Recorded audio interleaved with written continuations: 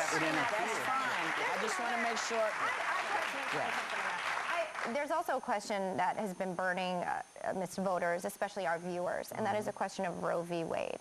And as president, if you were, no softballs coming from me, even though you have my vote, would you as president work to overturn that, and then would Sarah Palin be working to overturn Roe v. Wade? I think what we'd be doing is appointing or nominating justices to the United States Supreme Court and other courts who strictly interpret the Constitution of the United States. We would not impose a litmus test on any issue, because that's not fair to the American people. But they would have to have a clear record of strict interpretation. That's a kind of other way of saying people who would want to overturn Roe v. Wade. That is saying that if I believe Roe v. Wade was a very bad decision, Barbara. I think it was a bad decision. But I've thought that other decisions of the United States Supreme Court were bad decisions. But I want people on the court and quote, do interpret, and it's not just on the issue of Roe v. Wade, but on many other issues that I think.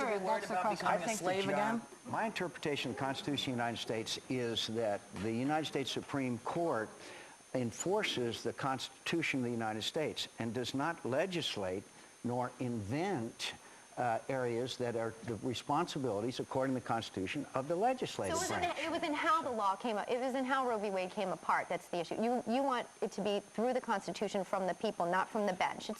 And I believe that if Roe v. Wade were overturned, then the states would make these decisions. Yes. And Sir, can you just, and I don't want to misinterpret what you're saying. Did you say you wanted strict constitutionalists? Because No, I want people who interpret the Constitution of the United States the way our founding fathers envisioned for them to do. Should I be worried about being a slave, being returned to slavery? Because certain things happened in the Constitution that you had to change. I understand your point. Okay. I understand that point, and I get it.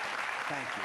Okay, before we go, That's an excellent point. Thank you, sir. before we go, just to give a different picture, please, because you talk. She's scared. Okay, picturing herself on the plantation. I'm scared. I got to start running. Look, you and Sherry, we'll take care of you. Us white folk, we'll take care of you. Okay, let me just. Could I also say that I have committed myself to a pro-life position because I happen to believe that life begins at conception. But that is an issue that I respect other people's views on.